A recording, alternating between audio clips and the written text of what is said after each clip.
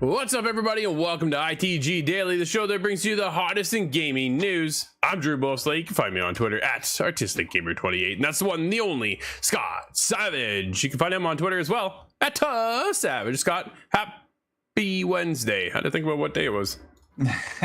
I forgot what day it was yesterday. That's really funny. Man, every day just rolls into the next when we're just gaming so much. That's right. I've been on Phantom Abyss all over again. Really? How's that going? It came to Game Pass, so I've been just giving it a glance over, but it's a little harder on controller than it is on mouse and keys. It's not often I say that, though. No. That is the master race, though. That's rumors. Rumors have it. So they say, yeah. That's right. I don't know if I buy it, though. Scott, what people can buy is us over on twitch.tv/theofficialitg, as well as YouTube. Got something in my eye all of a sudden. At 11 a.m. Eastern. But if you can't join us live, hit us up later inside the game.ca podcast services and TV streaming networks around the globe. Scott, we got a good show today. Sony is building a new dev team to help Visual Arts and Naughty Dog on an unannounced AAA title. Wulong Fallen Destiny falls into gamers' hands next year. And why is there no photo mode in God of War Ragnarok? Hey, that's a surprise. Dude, that one hurt. We'll get into it. I was looking for it, but yo, this isn't here. Why is this here? I want to do that. I had so many screenshots ready to go and flow, and it just wasn't happening.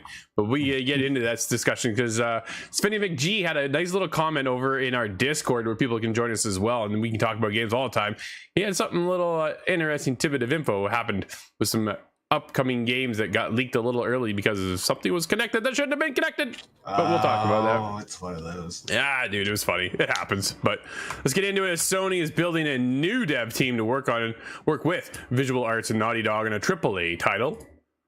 Clear vision and plans to release are made, Scott. This comes from Chris Scullion over at VGC. The new job listing for a senior producer role at PlayStation refers to a new team and states that is being built together to work on a new project. Quote, Sony PlayStation is building a new internal game development team in partnership with PSS Visual Arts, an award-winning full production group that specializes in animation, motion capture, cinematics, art, and scanning. The listing reads, the high visibility project is being developed in collaboration with Naughty Dog. Though currently unannounced, we have a clear vision and plan to release.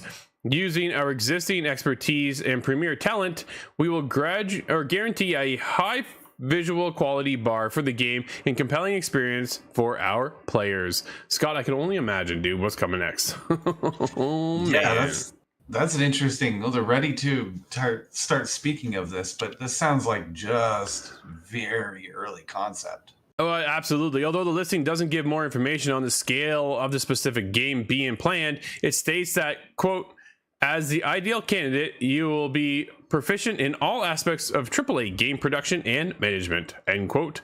It also asks that candidates have worked on 2 or more published AAA titles, at least one of which must have been a senior producer during the entire development cycle. Scott, they are throwing a lot at this particular game, my friend. There is a lot going to be happening here. In the post on LinkedIn, Christina Marie Drake, that's a long name going on there. Wonder if she's related to Nathan, said that she was scouting for talent at the entry level and that it was special being able to be building future teams for not only new titles but for legacy of Uncharted. Boom, boom, boom, boom, boom. Scott, more Uncharted in the way, buddy. I'm telling you, I knew it was coming. I knew it. Just don't know when. I'm gonna say that for a while. I haven't played the entirety of the series to know where there's spots that remain, things you can fill out, Lucasfilms style. But yeah, more Uncharted is always a good thing. Anything that Naughty Dog's working on is gonna be a big deal. I think that's the biggest thing for me is what are they doing next? Again, we talked about Naughty Dog just the other day. I think it was like Monday or something. How they are working on The Last of Us Part 2 multiplayer. Someday we'll get that. But what does the future of the Naughty Dog of the Uncharted franchise look like? Do they continue on the legacy of the Nathan Drake family after Uncharted 4 wrapped up? Because there is growth and opportunity there to carry that legacy on. I'll say I don't think we'll get another Nathan experience. I think we'll get something else from that. Okay, kind of go from there. But yeah, dude, I'm always down for more Uncharted. I love Uncharted. It's one of my favorite franchises. Is it maybe Nathan's little known cousin Lara? Or oh wow, really? You're gonna go there, are we? I said I wasn't gonna do that anymore, but no, it's not. But it'll be yeah. If you play the end of Uncharted, if you've made it to the end of Uncharted, because I know a lot of people don't finish games just because there's so many, it's hard to keep up, to be honest. But you got that right. Yeah, dude. It's what an industry we're in, because you can watch a movie in 2-3 hours. Dude, you cannot play a game in 2-3 hours, at least not most of them, right? So you're there for a long haul, and some games get the peak, and a lot of gamers will finish, and then some of them are just like, nope, bouncing out of this one, and it's unfortunate. But I'm curious to see how many people actually finish Uncharted. If you made it to the end of 4, hit me up on Twitter, the Artistic Gamer 28. Let me know you finished it. I'd love to hear your thoughts on 4 and what the future of the franchise looks like. But a new AAA unannounced experience coming out of Naughty Dog. Scott, are we gonna head back? Unannounced AAA, is that The Last of Us Part 3? There's rumors of them working on a sci-fi game, from what I recall, as well. So there's a whole other side of what they're getting into, right? It sounds like it's a new IP altogether. So now we're going to have Uncharted, we're going to have The Last of Us, and now this new IP in a sci-fi setting. This is starting to sound like Bethesda. Fantasy. Could be fantasy. I might be getting the genres mixed up. But either way, we're getting a new IP by the sounds of things. And it's exciting to see what they'll create, because I'm in. I'm all in. Even if it is another spooky game, Scott, I'm there. Yeah. Have they ever missed, really? No, not in my eyes. I can think of. I know a lot of people are kind of wishy-washy on the Jack and Daxter franchise. Some people went Ratchet and Clank. I went Jack and Daxter. Dude, I was all in. I played 1, 2, 3. it was fantastic. I played the racing game, right? And then from there, Uncharted came around. We all know about Crash. He's been around forever. So, but now that's over at Activision. That's a whole other thing. But yeah, they haven't missed for me at all. So I'm looking forward to anything they want to reveal soon. Would be nice to have something. But what is revealed soon, Scott, is Wulong Fallen Dynasty gets a confirmed release date coming in early 2023. Comes from Chris Scullion over at VGC. Team Ninja has confirmed a release date for its upcoming action game Wulong Fallen Dynasty. Dude, I'm getting them mixed up this morning. The game is due to release in March 3rd, 2023 on Xbox Series X and S, Xbox One, PS5, PS4, and PC via Windows and Steam. It is also available on Xbox Game Pass on day one on console and PC. According to Team Ninja, the game will also receive a deluxe edition, including Season Pass that unlocks 3 future DLC packs. Dude, I like that they have things planned for the future of the game to keep it going. We talk about this often here, that a lot of developers don't have what seems essentially like a game plan to keep it alive afterwards, right? Yeah, no, it's nice to finally see there's a plan to support. That's the important part. Absolutely. We know there is intention to support. Yeah, the intentions are always good. It's just whether or not they're met. Did you get into they had like a brief little open beta to jump in and test the game out? Did you try that? No, I wasn't able to. That would have been exciting though. Oh man, I thought you would have got in on that one. I like the looks of what I'm seeing. Well, that's the biggest thing. I think this is kind of your game. I really think this is one for you that will keep you going, keep you searching. And dude, I see a lot of level ups here. Just saying. So you'll be busy on that one, Scott. I'm not sure if Team Ninja really hits the mark for me a lot of the time. Yeah, that's fair. This one looks to be the closest bet, actually. Yeah, well, the developers come off of Neo and Bloodborne, so there is that to kind of keep in the back of your mind. This isn't going to be an easy game. I didn't find it all that easy when I was playing. No, a lot of parrying and dodging and all that kind of stuff, right? So get ready, Scott, because I think you'll enjoy it. For me, it was kind of, I get what it is, I can appreciate it, but it's not going to be my style. I was also thinking it was isn't there a Wukong game coming out where you're actually like a monkey? Have you seen that one? That sounds vaguely familiar. I know. I thought it was that, and it was Wulong. Well, I jumped in on it. Now I think I'm confusing that with is it Lost Odyssey, where it's the story, but translated a little bit. Yeah, I don't know. I'm curious. I know a lot of people are hyped for it, so keep your eye open for that. March 3rd, 2023, which is nice to see. It's not that far away. Really, in the grand scope of it all. Oh man, yeah. The years just fly by. We just mentioned if you have any games that you want to finish up and put in the past, you might want to do it before March. No, March. We got God of War coming out in 2 weeks. There's Call of Duty just about to drop in 2 days. What else is on the list? Like, there's so many things still come. December, you're gonna have the Callisto Protocol. Like, dude, there's all kinds of stuff still. Yeah, we're not short of something to play. And then you never know what Game Pass is going to drop next, or PlayStation Plus and all that kind of stuff. Whew, good time to be alive as a gamer, man. Dude, let's get into God of War Ragnarok. Developers offer an update on photo mode. And this is where I'm going to pull in Finney McGee just in a minute here. So get ready. Cade over at comicbook.com had this to say: God of War Ragnarok will not have a photo mode at launch. Video games are absolutely gorgeous nowadays, and some folks really love to bathe in that beauty or even enhance it. I know I jump into photo mode all the time. I'm in there, and I was looking for it when I was playing God of War Ragnarok, going, hey, I can't take a screenshot of this. I can't do nothing. Where's photo mode? Dude, if you had photo mode and you're playing around in Spider-Man, Miles Morales, and just Spider-Man, wow. Horizon Forbidden West, I was there. I was like, yo, I am all over this. But it's not. They have now more advanced moves and modes, allowing you to even add in your own lighting, filters, adjust the weather, time of day, and much, much more. It's really a wonderful tool and something that has been getting added in most major releases these days. Sadly, God of War Ragnarok is missing one. Sony Santa Monica confirmed that God of War Ragnarok would get a photo mode, but it will not be available at launch. This is very similar in the 2018 entry, which also added a photo mode at launch. Given the scale of this game, the fact that it features multiple realms for players to travel to and the unique biomes and encounters, this may be a bummer to some. I'm telling you right now, it is a massive bummer, because here's the problem. I'd probably be stuck in here for a few hours and it would take me out of the story, because I'd just be goofing around in here and not finishing the story. So I got to get back to the story. I'm about 10 hours in now, Scott, as of last night.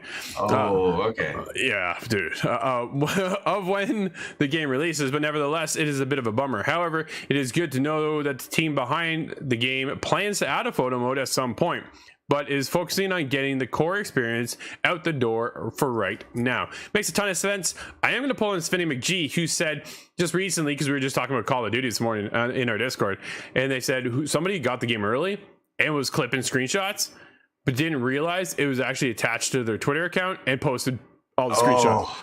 Right? Things happen. Things happen, man. And I know I've got my stuff attached. I haven't seen any of I haven't taken any screenshots. So, like, I've done a bunch of stuff to embargoes, I'll tell you.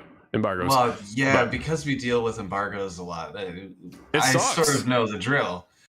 Well, using the Xbox, you don't have it set to upload to Xbox Live. You disable that. And, you share it to yourself via OneDrive. There's ways to kind of be able to work by clipping stuff without breaking embargo, because that's the big no-no.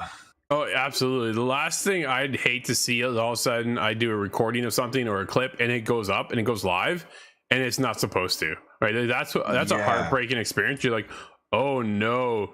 So it was funny because Brad hit me up after he saw we posted our first impressions, and he said, Drew, your embargo, the voice broke your embargo. And I was like, okay, that I can handle. But when I saw a broken embargo, what did I do? Like a bit of a heart attack at first, right? Because we live and die on these embargoes. And the last thing I'm looking to do, especially for our team in particular, is to break that embargo, right? You lose that trust. And that's a big trust that we've been able to build over the years at ITG, that people know when they give us something early that we don't break those embargoes, right? We follow the rules because they don't want spoilers out there. And I don't, and granted, I hate spoiling anything for anybody. So when, dude, our first impressions was such a dance around God of War Ragnarok. It was like the worst. I said to Steve, man, this almost isn't worth talking about, but I want to talk about it, right? Just because I don't want to hit on something that I shouldn't be. Now, granted, we always do edit stuff, but at the same time, it's like there's so much to say that we just can't talk about.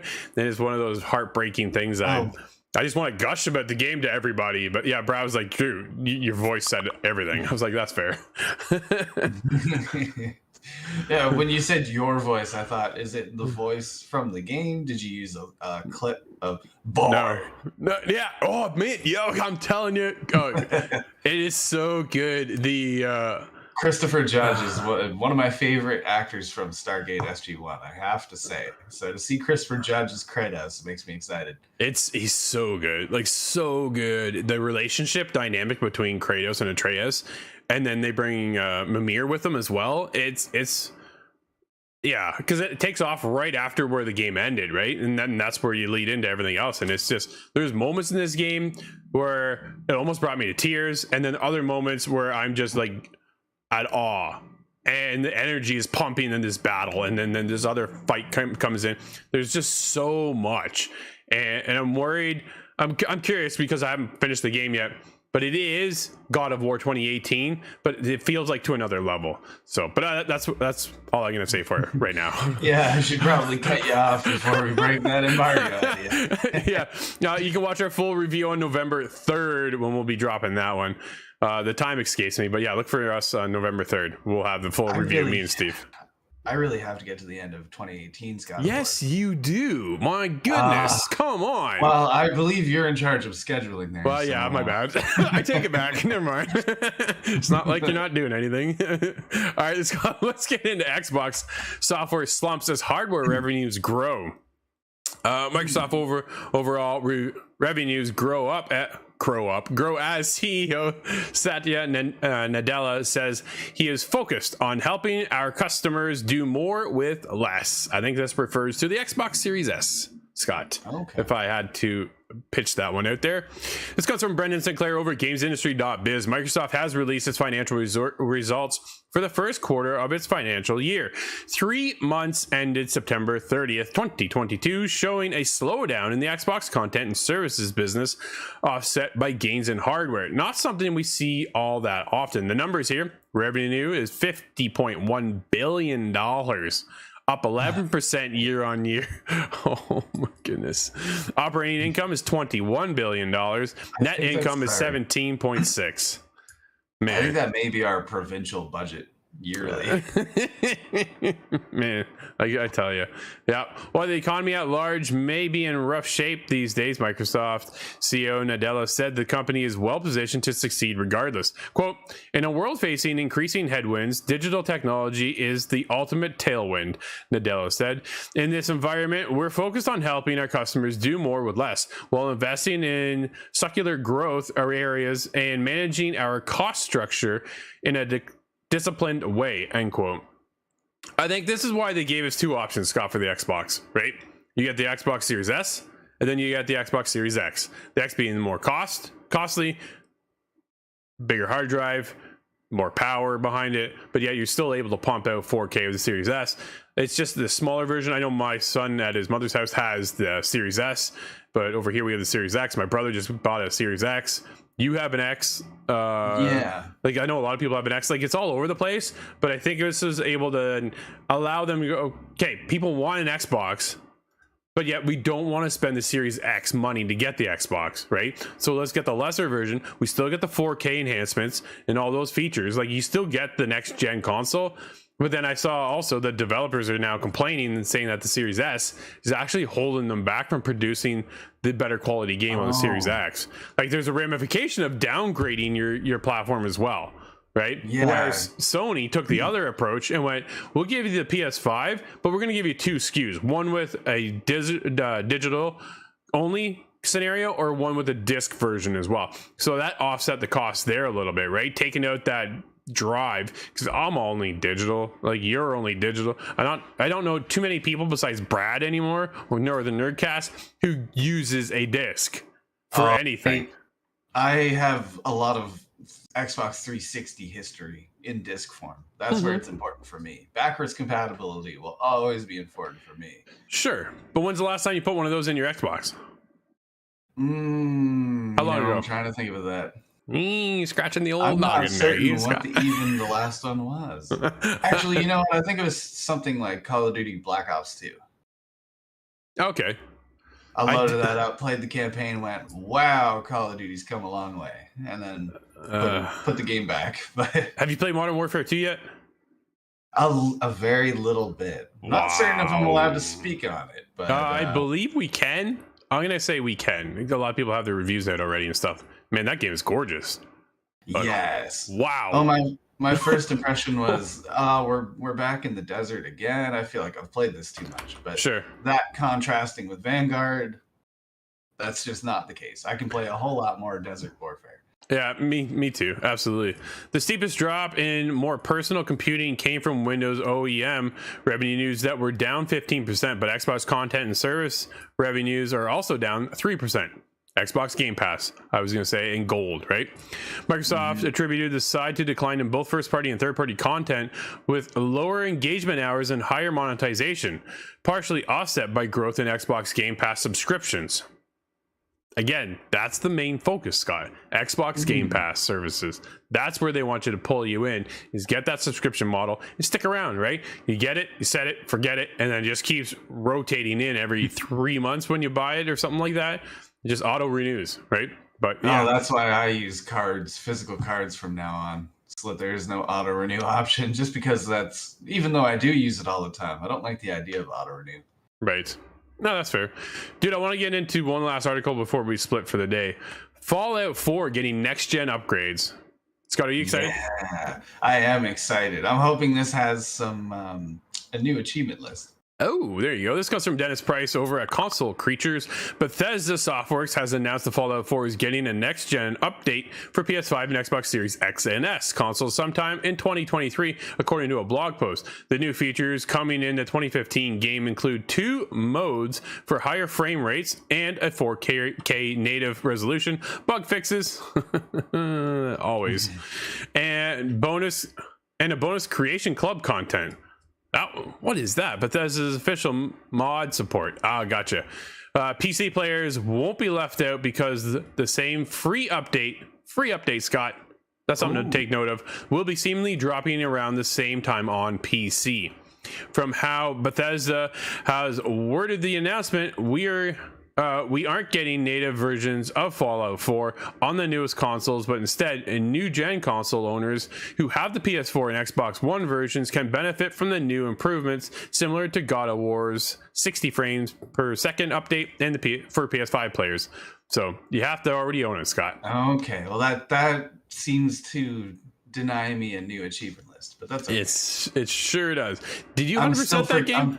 I'm trying to let it go. It's not what's important. I just like having that little bit of recognition. But yes, no, for sure. Did you 100% it, or you just no? Eh? Yeah. No, 4 wasn't my favorite. Now I've been thinking about spinning back into New Vegas. If we got a New Vegas update, I'd be all over that. That's fair. I tried it. It just, again, right? Fallout's never really clicked for me, and it was one of those games I just didn't really. Seeing the charming bugs don't work on you. No, they certainly don't. But Scott, we do have a couple releases today. What are they, buddy? We have RoboTry on PC, Mac, Switch, Xbox One, and XS. We have Escape String on Xbox X, Xbox One, and the Switch. And Stranger of Paradise, Final Fantasy Origins, Wanderer of the Drift is available now. That's an expanded pack. It is. Did you get into Stranger of Paradise at all? No, not yet. I am interested, but I have not.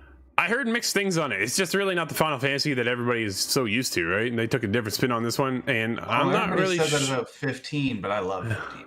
That's fair. We were in on 15. Dude, I had a good time playing 15. Same as Crystal Chronicles, but that one's not actually a Final Fantasy game. That's just been reskinned. There's video For real, games. I forget what it's called. It was something in Dino Island something. You got me. I have no idea. I think Brad will have to tell us if he played Stranger of Paradise and if it's any good. But Scott, just like that, today's show is over. Thanks everybody for hanging out with us. This has been ITG Daily, the show that brings you the hottest in gaming news.